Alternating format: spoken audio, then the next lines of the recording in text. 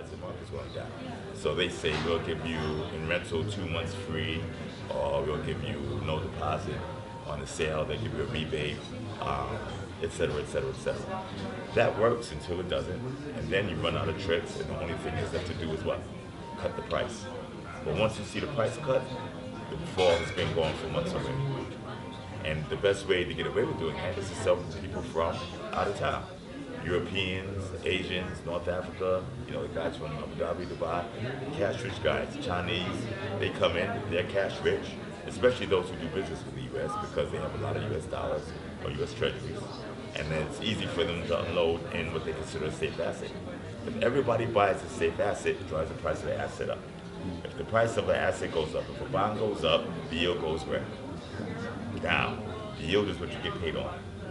So that's a quick economics lesson on global macroeconomics, and what's happening in real estate right now. It's my contention that we're in a bubble, a fairly serious bubble. This bubble can't be fixed the way it was fixed last time. The way it was fixed last time was quantitative easing, dropping interest rates to zero or negative. Okay, you can't go but so far past negative. The ECB was negative and made them more negative. But when you drive interest rates negative, you mess up everything because banks can't do lending business normally. They actually had to pass laws in Sweden, if I'm not mistaken, or Switzerland, Denmark. They had to pass laws in Denmark because guys were taking out mortgages when the rates were negative. They were actually requesting for the bank to pay them. Now, mathematically, legally, and theoretically, the bank had to pay them. So they had to rewrite the mortgages and mortgage law in Denmark to say that banks don't have to pay negative interest rates. Now, that begs the question, if I don't have to pay negative interest rates, why should I pay the positive interest rate? And this is just one of 4,000 problems that occur. If you're familiar with how to value risky assets like stock markets, you have discounted cash flow analysis. So basically, you buy an asset, you figure out how much money is going to make you, discount it with the risk factor, say 6%, 4%, 8%. You bring it to the future value, the present value right now, that's how much it's worth. So that's how much you sell to him for. If it's a negative interest rate, you discount it, what value is it? Is it worth $1 trillion or zero? How do you discount something negative? So all these problems, and these are just things that are coming up now. You can't do business. It's like everybody driving backwards trying to get somewhere. So my prediction is, and you can come back and see if I'm right, by the end of the year, Europe is going to crack. They're cracking now. I'm pretty sure it's going to start somewhere in one of those German banks unless the other banks beat them to the punch. Any questions?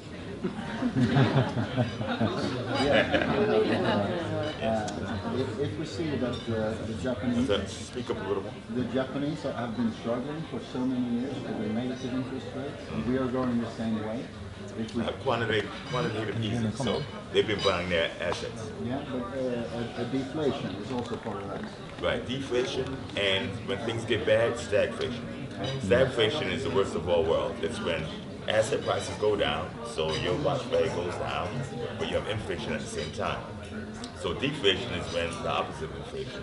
Inflation is the opposite of deflation. Stagflation is I'm sick and I'm poor, broke. So all the worst possible problems at one time. We had stagflation in the U.S. in the 70s when asset values were going down and inflation was shooting up. That's very dangerous, and they're risking that by doing all the inflationary things. I don't think we'll get stagflation just yet because deflation is the rule of the day right now. All these actions are to fight deflation. They're trying to stimulate inflation, but it's not natural. Prices go up when people naturally feel they want to buy something. You have to be comfortable buying it from an income perspective, from a wealth perspective, and you have to believe it's worth what the price is. The banks, no matter how much you save them and you bail them out, they're never going to voluntarily do business with each other without ECB backing. Why? Because they don't trust each other. I know you're going to cheat and collapse. If I know it, I'm not going to give you my money unless they promise to back you up. Now, the ECB backs all the banks, and then when the banks want to do business with American banks or with Asian banks, everybody knows what trouble the other bank is in. And if you don't know exactly what trouble the bank is in, you won't touch it because you don't know. Right? A mystery is worse than reality, and if the reality is bad, then you're stuck between a rock and a hard place. My contention is let the bad banks fail, get everything washed out, and start business the way he's been doing for the last 2,000 years. But That was, I'm not one druggy, thing. so